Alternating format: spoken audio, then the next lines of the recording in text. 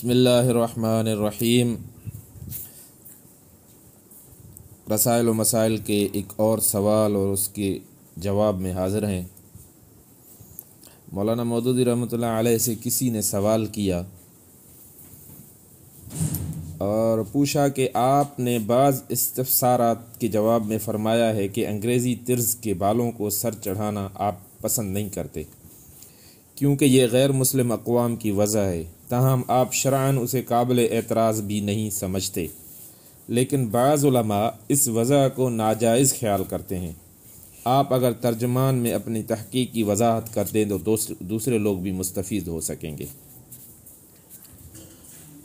ये सवाल था। मौलाना साहब जवाब में फ़रमाते हैं कि सर के बालों के मुतालिक शरीयत का हुक्म इसके सिवा कुछ नहीं है कि हदीस में क़ज़ा की ममानियत वारिद हुई है। क़ज़ा कुछ बाल मोंडने और कुछ रखने को कहते हैं। यही चीज़ ममनू बिज़ात है और इसी से परहेज़ करना ज़रूरी है। बाकी रही दूसरी वज़हें तो उनमें से किसी के अदम जवाज़ का सबूत नहीं है, इसलिए वो सब जायज़ हैं। ख्वाह वो कोई सारा सर मोंड दे या सारे सर के बाल कतरवाए या कुछ कतरवाए और कुछ रखे, या निस्फ कान तक रखे या कान के लौ तक रखे या उससे भी नीचे तक। ये सब इसलिए जायज़ हैं कि उसूलन जो कुछ ममनू नहीं है वो मुबाह है। बाज़ लोग कुछ कतरने और कुछ रखने को भी क़ज़ा की तारीफ़ में लाते हैं, मगर ये न उस लफ्ज़ का सरीह मदलूल है और न शारे ने बेअैन ही इस चीज़ को मना किया था। असल ममनू कुछ मूंडना और कुछ रखना है, न कि कुछ कतरना और कुछ रखना। अगर एक शख्स एक को दूसरे पर क़यास करके ममनू समझे तो उस अपने क़यास पर उसे खुद ही अमल करना चाहिए, या फिर उस शख्स को जो उसके क़यास की सेहत का कायल हो दूसरे किसी शख्स को जो इस क़यास से मुत्तफ़िक न हो, न वो मजबूर कर सकता है कि वो उसका क़यास तस्लीम करे और न इस बिना पर गुनाहगार ठहरा सकता है कि इसने हुक्म रसूल सल्लल्लाहु अलैहि वसल्लम के उस मानी की पैरवी क्यों न की जो मैंने अपने क़यास और इस्तिंबात से बयान किया था। तशब्बुह बिलकुफ़ार का मफ़हूम क्या है? बाज़ लोग इस नौइयत के बालों को तशब्बुह की तारीफ़ में लाते हैं, मगर वो इस बात को भूल जाते हैं कि तशब्बुह जिससे शारे ने मना फरमाया है सिर्फ़ उस सूरत में होता है जबकि एक शख्स बहैसियत मजमूई अपनी वज़ा कता काफ़रों के मानंद बनाए। गैर मुस्लिमों के फ़ैशन, लिबास, औज़ा में बाज़ अज्ज़ा को ले लेना तशब्बुह की तारीफ़ में नहीं आता, वरना आखिर इस बात की क्या तौजीह की जाएगी कि नबी अकरम सल्लल्लाहु अलैहि वसल्लम ने ख़ुद रूमी जुब्बा पहना है, कसरवानी कुबा पहनी है, शलवार को पसंद करके ख़रीदा है जो ईरान से अरब में नई नई पहुंची थी, और हज़रत उमर ने ब्रोंस पहनी है जो मसीही दरवेश पहना करते थे। लिहाजा जुज़वी तशब्बुह की बिना पर किसी को गुनहगार ठहराना या फासिक करार देना ज़्यादती है। अलबत्ता अगर बालों की ये वजह इसी तरह ममनू होती जिस तरह बड़ी बड़ी मूँछों की मजूस की वजह कहकर मना कर दिया गया तो अलबत्ता इस तरह के बाल कतरवाने को गुनाह करार दिया जा सकता था। इज्तिहादी हराम का हुक्म इसमें यहाँ मैं ये तसरीह कर देना चाहता हूँ कि मैं उसूलन इस बात का कायल हूँ और उस उसूल पर मुझे शिद्दत के साथ इसरार है कि आदमी सिर्फ़ हुक्म मनसूस के ख़िलाफ़ वर्जी से ही गुनहगार करार पा सकता है, यानी नस वाले। कर देना चाहता हूँ कि मैं उसूलन इस बात का कायल हूँ और इस उसूल पर मुझे शिद्दत के साथ इसरार है कि आदमी सिर्फ़ हुक्म मनसूस की ख़िलाफ़ वर्जी से ही गुनहगार करार पा सकता है। क़यास और इस्तिंबात से निकाले हुए अहकाम की ख़िलाफ़ वर्जी किसी को गुनहगार नहीं बनाती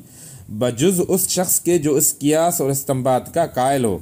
इस तरह मुझे इस बात पर भी इसरार है कि हराम सिर्फ़ वो है जिसे खुदा और रसूलुल्लाह सल्लल्लाहु अलैहि वसल्लम ने बअल्फाज़ सरीह हराम कहा हो, या जिससे साफ़ अल्फाज में मना किया हो, या जिसमें मुब्तला होने वाले को सज़ा की वईद सुनाई हो, या नुसूस के इशारात व इक़्तिज़ात से जिनकी हुर्मत मुस्तंबत होने पर इजमा हो।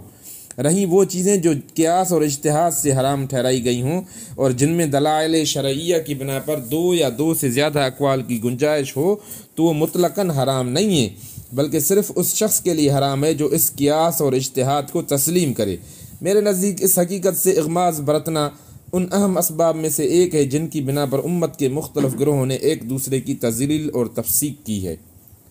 इसी सवाल के ज़मन में उसने फिर एक और सवाल किया है कि आपने रसाइल मसाइल के इस 330 में से एक सवाल का जवाब देते हुए लिखा था कि आपके नज़दीक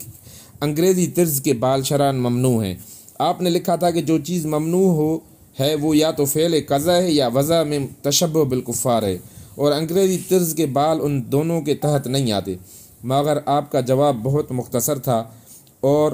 اس میں آپ نے اپنے حق میں دلائل کی وضاحت نہیں کی، خصوصاً قضا کی جو تعریف آپ نے بتائی ہے اس کی تائید میں آپ نے کسی متعین حدیث یا اقوال صحابہ اور ائمہ میں سے کسی قول کو نقل نہیں کیا ہے۔ اسی طرح عہد نبوی میں غیر مسلموں کے اجزاء لباس کے اختیار کیے جانے کا آپ نے ذکر تو کیا ہے، لیکن وہاں بھی آپ نے کوئی حوالہ پیش نہیں کیا۔ بہتر ہوگا کہ آپ متعلقہ حوالہ جات کو بھی ترجمان میں نقل کر دیں تاکہ بات زیادہ صاف ہو جائے۔ آپ کی توضیح کے مطابق اس طرز کے بال رکھنا حرام تو نہیں ہے، لیکن آپ کا ذوق انہیں پسند بھی نہیں کرتا۔ کیا جو وضع اہل دین کے نزدیک ناپسندیدہ ہو مگر حرمت کے درجے میں نہ ہو، اس کی روک تھام کے لیے کوئی عملی تدابیر اختیار نہیں کی جا سکتی؟ جواب میں مولانا صاحب فرماتے ہیں کہ کسی چیز کو شرعی حیثیت سے ناجائز کہنے کے لیے دو امور میں سے ایک کا پایا جانا ضروری ہے، یا تو بعین ہی اس چیز کے متعلق کوئی حکم کلام شارع میں موجود ہو، یا شارع کی دی ہوئی کسی اصولی ہدایت کے تحت وہ ناجائز قرار پاتی ہو۔ اگر ان دونوں امور میں سے کوئی بھی نہ ہو تو ایسی چیز کو ناجائز نہیں کہا جا سکتا، خواہ وہ کسی شخص یا کسی گروہ کے مذاق پر کتنی ہی گراں ہو۔ اس قاعدہ کلیہ کے تحت جب ہم تحقیق کرتے ہیں کہ انگریزی طرز کے بالوں کی شرعی حیثیت کیا ہے تو معلوم ہوتا ہے کہ مذکورہ بال وجوہ تحریم میں سے کوئی بھی یہاں نہیں پائی جاتی۔ سر کے بالوں کے متعلق نص صریح میں سے جس چیز کی ممانعت وارد ہوئی ہے وہ قضا ہے، اور قضا کی جو تعریف ائمہ حدیث اور فقہ نے بیان کی ہے وہ یہ ہے: یحلق بعض راس الصبی ویترک بعض، یہ کہ بچے کے سر کا کچھ حصہ مونڈا جائے اور کچھ حصہ چھوڑ دیا جائے۔ اذا خلق الصبی وترکها هنا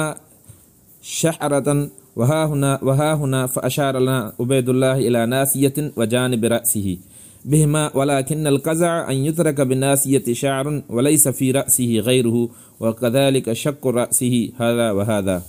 جبکہ بچے کا سر اس طرح مونڈا جائے کہ صرف پیشانی پر اور سر کے دونوں جانب بال چھوڑ دیے جائیں۔ پھر دوبارہ پوچھنے پر مزید تشریح کی کہ مگر قضا یہ ہے کہ پیشانی کے بال چھوڑ کر باقی سارا سر مونڈ دیا جائے، اور اس طرح یہ کہ سر ان حصوں کو چھوڑ کر باقی سر مونڈ دیا جائے۔ ابو داؤد کی روایت میں یہ تشریح خود نبی اکرم صلی اللہ علیہ وسلم کے ارشاد سے مستنبط ہوتی ہے۔ اس میں ابن عمر فرماتے ہیں کہ نبی اکرم صلی اللہ علیہ وسلم نے ایک بچے کو دیکھا جس کے سر کا کچھ حصہ منڈا ہوا تھا اور کچھ حصے پر بال چھوڑ دیے گئے تھے۔ حضور صلی اللہ علیہ وسلم نے اس فعل سے منع کیا اور فرمایا: احلقوا کلہ او اترکوا کلہ، یا تو پورا مونڈ دو یا پورے سر کے بال چھوڑ دو۔ مسند احمد، مسند عبداللہ ابن عمر، حدیث 5358۔ اس سے یہ بات متعین ہو گئی کہ شریعت میں جو چیز بعین ہی ممنوع ہے وہ کچھ مونڈنا اور کچھ رکھنا ہے، اور ظاہر ہے کہ اس کا اطلاق ان بالوں پر نہیں ہوتا جو آج کل انگریزی بالوں کے نام سے مشہور ہیں۔ اب رہ گیا دوسرا امر کہ شارع کے کسی اصولی ہدایت کے تحت ان بالوں کو ناجائز قرار دیا جائے تو وہ اصولی ہدایت صرف نہیں تشبہ والی ہدایت ہو سکتی ہے، جس کے اس معاملے پر منطبق ہونے کا دعویٰ کرنا ممکن ہے، لیکن اس معاملے میں تحقیق طلب امر یہ ہے کہ تشبہ سے مراد کیا ہے؟ آیا تشبہ مجموعی وضع و حیت ہی میں ہوتا ہے یا جزوی طور پر بھی ہو سکتا ہے؟ اس سوال کی تحقیق میں جب ہم حدیث پر نگاہ ڈالتے ہیں تو معلوم ہوتا ہے کہ نبی اکرم صلی اللہ علیہ وسلم جزوی طور پر غیر مسلم قوموں کی کوئی چیز لے کر اپنی وضع و معاشرت میں شامل کر لینے کو ناجائز نہیں سمجھتے تھے۔ مثال کے طور پر شلوار ایران کی چیز تھی جو عرب پہنچ کر سراویل کے نام سے موسوم ہوئی، اور نبی اکرم صلی اللہ علیہ وسلم نے اس کے استعمال کو نہ صرف جائز رکھا بلکہ خود بھی استعمال فرمایا۔ چنانچہ بخاری میں ابن عباس کی روایت ہے کہ حضور اکرم صلی اللہ علیہ وسلم نے فرمایا: ملم یجد ازارن فلیلبس سراویل، جس کو تہمت نہ ملے وہ شلوار پہن لے۔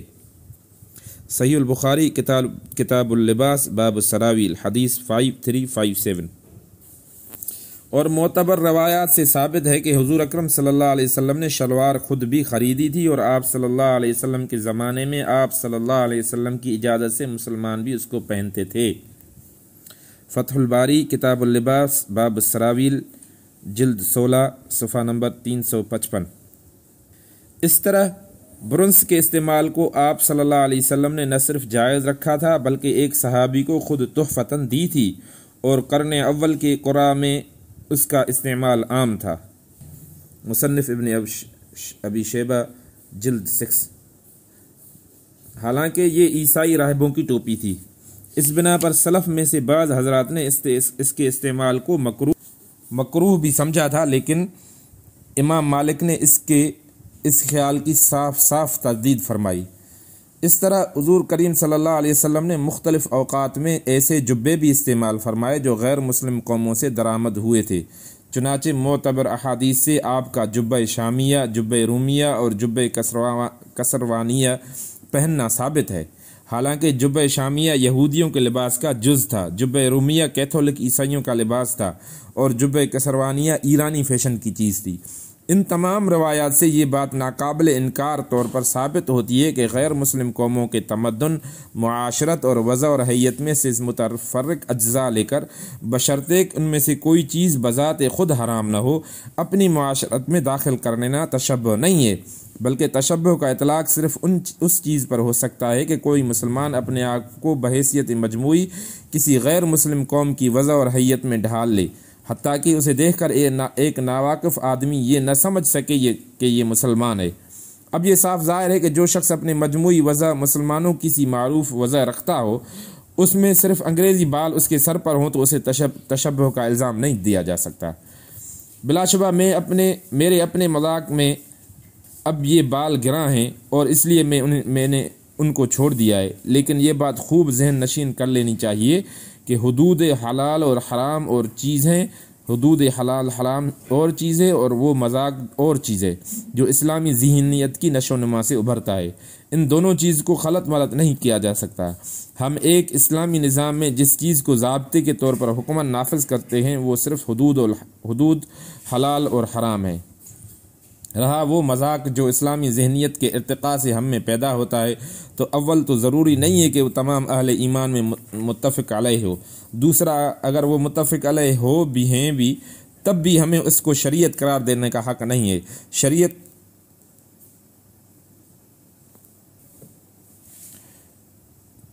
اگر وہ متفق علیہ بھی ہوں تب بھی ہمیں اس کو شریعت قرار دینے کا حق نہیں ہے۔ شریعت تو صرف ان احکام کا نام ہے جو کتاب و سنت میں منصوص ہوں، منصوصات سے ماورا جو اجتہادی یا ذوقی امور ہوں ان کو رائج کرنے کے لیے استدلال، تعلیم، تربیت وغیرہ کے ذرائع استعمال کیے جا سکتے ہیں، مگر ان کا حکم نہیں دیا جا سکتا۔ ترجمان القرآن، جولائی 1956۔